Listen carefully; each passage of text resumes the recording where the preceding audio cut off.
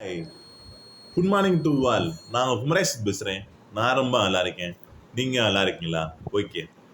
இப்போ நாம் என்ன பற்றி பார்க்க போகிறோம்னா, வாட் யுவர் திங்க் பிகம். நீ என்னவாக ஆகிறாயோ அதுவாகவே உன் எண்ணங்கள் என்ன நினைக்கிறதோ அதுவே உன் வாழ்க்கையாக அமையும்.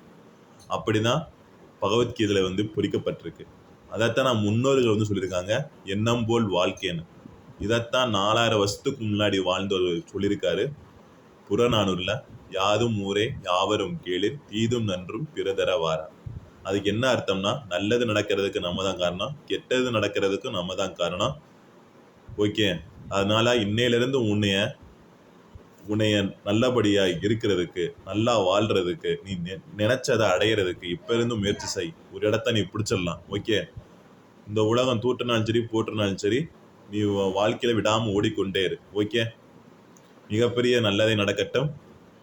வாழுக வளமுடன், வாழுக வையகம். நன்றி, வணக்கம்.